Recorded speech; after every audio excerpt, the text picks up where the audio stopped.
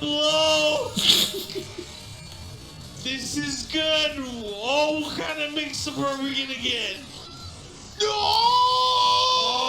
Oh, the slow motion win! Joey Fury with the aerial tackle! What's up everyone, this is Joey Fury. I'm here with some more match video analysis. This time I'm going to be covering myself versus Cuddlecore from PAX 2019. This was an 8-player invitational tournament. Some of the concepts that I'm going to try to cover. The first one I'm going to be on the lookout for missed opportunities, instances where a lot of damage is up for grabs, but the player fails to capitalize on it. Second, I'm going to be on the lookout for blunders, tactical missteps, severe missteps that cost the player a lot of their life bar, also characterized by being unforced errors. Third, unfamiliarity. Marduk I had not used in tournament very much prior to this match, and most players have not fought against Marduk very much in tournament, so I'm going to be on the lookout for where unfamiliarity is playing a role for the defender and for me on offense. Lastly, mind games is going to be observed. On Cuddlecore's part, use of hop kick defensively, particularly when she's being pressured. That plays into a very important mind game that affects the match. Also, use of timing on her full crouch mix-up. So she does some interesting things with her movement and with stances to mix up the timing on this mix-up. And then on my end, primary mind game is with Okizemi. So the way I'm mixing up my ground options and how I'm applying offense when Cuddlecore's getting up off the ground. Missed opportunities, blunders, unfamiliarity, and mind games. Let's get to it. Let's start tackling, like any good Marduk player should. Nice follow-up there. Easy damage early on. Okay, I want to classify that as a blunder, maybe as an instance of unfamiliarity.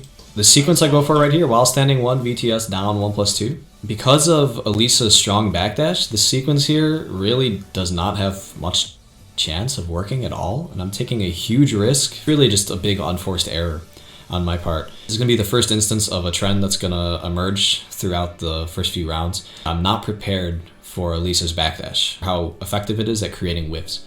Two factors at play right there. So right here, I think this is a good example of adaptation. In the first instance, I did while standing 1, VTS down 1+2, and Cuddle had a very simple answer for it. She just backdashed and, claimed the launcher. I'd do the while standing 1, go right into tackle. And if she just does the same thing she did before, which is backdash, that's no longer the answer. Moving through the stage of questioning, like you had the answer to my first line of questioning, let me move on to something else. She's going for tackles like almost every... Aha, once again, I'm not prepared for her to be able to just easily backdash out of the pressure I'm doing. So I went for down 3, down 4. She easily avoided it, but missed opportunity. Big whiff right here, not claimed by Cuddlecore. I get away with it. Almost every single one of the most crucial things of the match is about to be introduced right here. I hit Cuddle with the string, I'm going to go for a low, and she's going to introduce this hop kick right here. I don't think it's a bad option either. Responding to the pressure with the hop kick, crushes my low.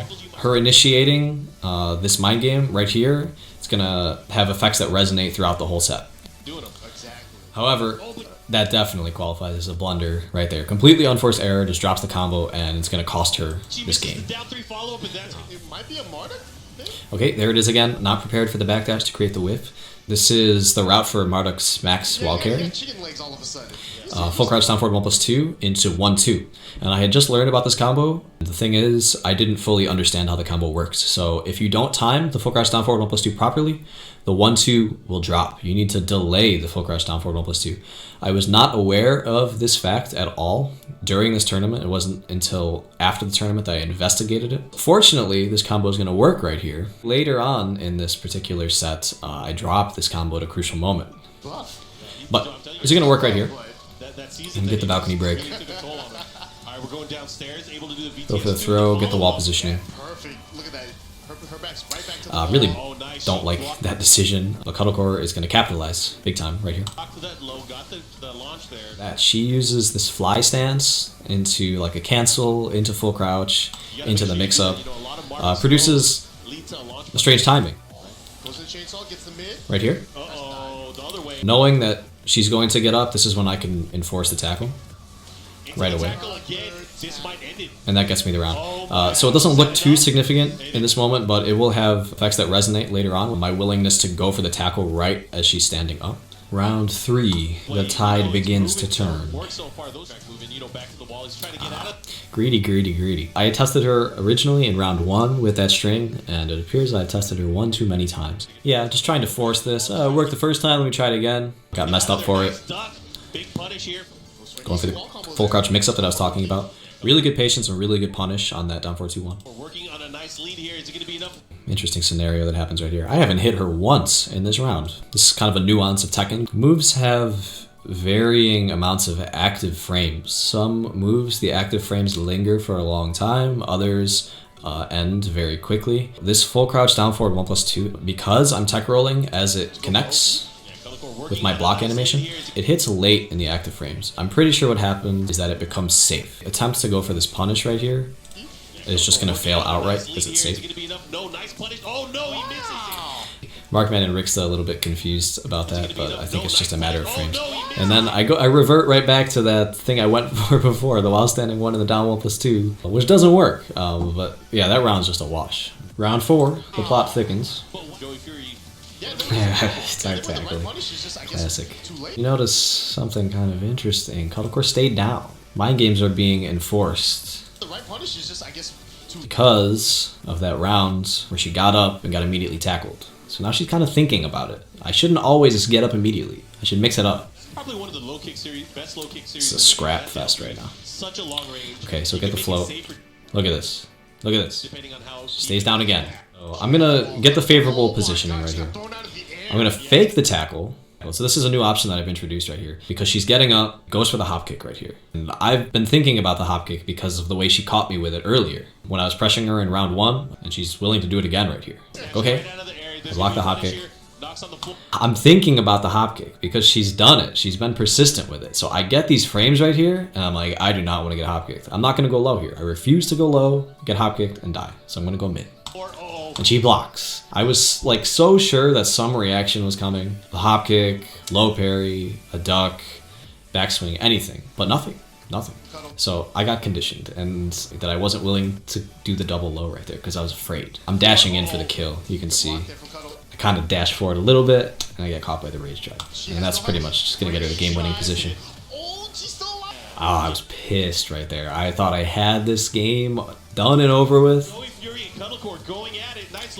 There it is! I told you about it. I didn't know about it at the time. I go for the long wall carry. If I do this combo properly, I could have reached the wall from this part of the stage. I mistime this full crouch down forward 1+2. This is the combo I was talking about before. And the 1-2 drops. And that is tragic. Low parries, though. Kid's on fire with the low parries. Alright, so good situational awareness right now. If the wall is to Marduk's right, his 2+4 throw gets him wall positioning and does a lot of damage. Alright, I'm considering consequences. So I go for the string right here, down forward 3, 1, 2, 3, but do not finish it. Too high risk because she'd already shown her ability to duck that string, just adapting to her answers so far. I like that. Go into VTS and chill for a little bit. And then tackle. So mixing up the timing a little bit, taking a note out of Cuddle's playbook. Tackle's kind of carrying the day, and just little adaptations. Here we go. Testing with the throws.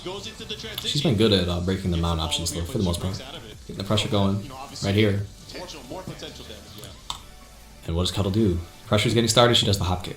She's very persistent, and what it's forced me to do is, reconsider the way I was applying pressure. This happened in round 1. I got plus frames, I went for down 3. She did the hop kick. Fortunately, I've made the proper adaptations. I'm getting my plus frames, I'm checking with mids. It's going to pay off big time in this round right here. Just making that simple adaptation. Pressure, check with the mid. Actually got a wall splat from him. But missed opportunity. If I had done that combo properly, this round would have been over. I mistimed that back 1+2. But this is going to be a dominant round, regardless. To the credit of making these little adaptations. Applying the mids when I get the plus frames. Not really whiffing at all in that round. What happens here? Eee. Okay, that was pretty ugly from both of us. Missed opportunity for me because I could have got a full combo right here. Down back 3-1-1. Cuddle was hitting buttons hard. Aha. Cuddle is getting a lot of opportunities with her sidewalking and sidesteps. We've seen her actually create quite a few of them in the previous game. This is what is carrying some of her momentum, is creating these waves. Finally knocked the hood off. And again, but this time full capitalization. No missed opportunity right. Do you think she's making the right adjustment with the matchup so far? Nice throw break. It's tough to say. Frames. On point with this Alright, read. still testing with We've those. seen a lot of throws as well. Yeah, we haven't seen any tackles. We just seen tackles. I think that was just a novel and interesting Oki exchange, doing forward 4 and her doing the flag it up. But I'm just getting the best of her with low parries and these throws. Joey Fury on the verge of being It's still happening. You know, I'm kind of upset about that looking back on it. Just the failure to adapt to her backdash, but I'm not paying for it too hard. And maybe that's playing a role in my mentality in the moment. Like, oh, I'm not getting punished too hard with it. Also, I'm up 2 rounds to 0, so I'm probably just like, let's be a bit risky. Let's go all in. See if we can get her with this big round opening. But still applying these full crouch mix-ups. You know, I was talking about she used that boot stance to produce an awkward timing on her full crouch mix-up, but she'll also just do this twitch duck. Duck, duck. You know, just like a little twitch duck, kind of try to throw you off. You see that? She went for the hop kick twice. It's really just become a part of her mind game at this point. I dare you to go low while you're trying to pressure me. Players will consider where they are on the stage sometimes when they go for these more high-risk launchers. If there's a sidewall really close by and you get launched, there's a good chance that you're not actually going to pay for it that hard. One hop kick, 2 hop kick. And yeah, see, she gets immediately put into a sidewall. So there's really like not even much of a price. Interesting. Oh, nice block. Yeah, I'm not too far down on life, but it's kind of a desperate decision on my part to just reclaim the momentum, get off of the wall. Boom. Got her push. Nice. Okay, got the trap going. But still, she's been good about getting out of that. Goes into the mid option this time. Oh yeah, I thought he was gonna go for the low. He's been going. Yeah, you can actually hear Mark talking about like, oh, I thought he was gonna go for the low right there because I've been representing the low a lot. So this was good foresight from Cuddle to not duck right here.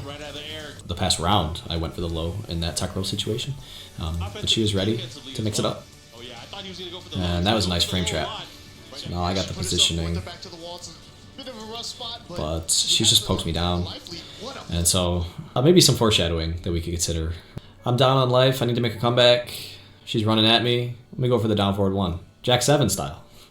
Go for the down forward 2. She's ready for it, she blocks it, but she fails to punish it. So missed opportunity. Could have closed out this round sooner. It's not going to matter. She's going to chip me down. Remember what I said about the foreshadowing, to keep out down forward 1. It's going to be the most crucial play. Down around. I'm whiffing. Why am I whiffing? Getting pushed into the wall. That was really nicely timed down 3. Nicely done. You see the twitch ducks? See the twitchies? Classic Cuddle. Twitch, twitch. She's got the pressure. Pressuring me into the wall. There it is. There it is. She's got the wall pressure. I sense that she wants to come in and enforce this pressure, and she's going to come in and she could enforce that full crouch mix-up. She comes in. Like I said, the foreshadowing from the last round, the keep out down forward 1, crucial to me escaping this wall pressure and gaining the momentum. But let's take a look at this. Remember what I've been talking about. One of my most important mind games in the set, the willingness to enforce the tackle as soon as she's getting up off the ground. In the previous game, she stayed down multiple times. This is going to reach its breaking point. I've had enough. Stop staying down. I've thought about this. I'm going to make a hard read because I'm so sure that she's going to stay on the ground right now. I'm so sure. Ground throw. And then the mind game repeats. Now she gets up and now I do the tackle. Crucial escape. Why not do it again? Crucial escape. Kind of just this 50-50 just playing back and forth. Get up and have to break the tackle, or will she stay down and have to face a grounded option? So now she stays down, I do the grounded option. It's kind of funny how rapid fire this situation just repeats. It repeated like 4 times right there. And now, huge blunder right here. Such a bad blunder. Oh, I'm gonna cringe looking at this. Oh god, look at that back one. I think I was just anticipating her staying down, and I thought this was a nice long range option, but completely misjudged the distance. Bye bye Half-Life. Big blunder, unforced error. This is big. This is huge. So bad. I can't believe I did that. Cuddlecore with an amazing combo. Okay, watch, do you see? Alright, all my concepts are coming full circle. Boot stance, mix up the timing into the full crouch mix up. Bring me into a pixel, and alright, this is where it gets real, alright. Doesn't get much closer than this. So I got a pixel. Cuddlecore doesn't have rage anymore, but she doesn't need it. One hit from either of us and it's over. So, Marduk's rage drive, if blocked, close range or mid range, is +7. And so what that means, if I do the low swipe immediately after it's blocked, no attacks can beat it. I believe 10 frames trade, you'd need like a 10 frame that has a hitbox that can hit him down there. However, if they do like a hop kick or a low crush, that will win. The mid, anything 12 frames and faster will beat it. There's a little bit of a mind game. Duck and stop the low, or you could attack and stop the mid. I want to give you the context of what's enforcing Cuddle's decision to do a down forward 4 right there. If I had done the mid, that down forward 4 would have beat me outright. But the situation I just described is if the tackle is blocked at close range or mid range. The rage drive tackle that I do right here is blocked at tip range. So I have no plus frames. All Cuddle has to do is do a low and I'm dead. This is a losing position right here. No way I should escape this. Because of this factor of unfamiliarity, it's probably hard to distinguish the situation. I'm sure neither of us really recognized exactly what was happening just because of how adrenaline charged the situation was. When I did this rage drive tackle right here and it was the tip range block and I knew I was negative, I was like, I just lost. I'm dead. But she didn't opt for a grounded attack. This is good. And I escaped the losing position. And now, in my opinion, the mentality of both players is like, let's just get this over with. Jesus, this is scary. And we're both just going to launch our let's get this over with attack. Who is going to come out on top of this? Crazy. What a weird slow motion. Launch the let's get this over with, and mine comes out just a little bit faster. Doesn't get much closer than that. Like, there's so much for both of us to learn from that match. There's a lot of mistakes, a lot of missed opportunities, a lot of unfamiliarity, tons of learning opportunities for both of us, and yeah, I think it was a great match. To have my main character return to the game and then immediately attain this big win with him, it was very important to me. After this tournament and like the practicing I've been doing with him since, he really feels like home again, like he's the home base character. I think this win was just really important to just build my confidence and just know like, yeah, I'm doing the right thing. My main character's back and this is what I'm supposed to be doing. So yeah, it feels good to get first. You know it.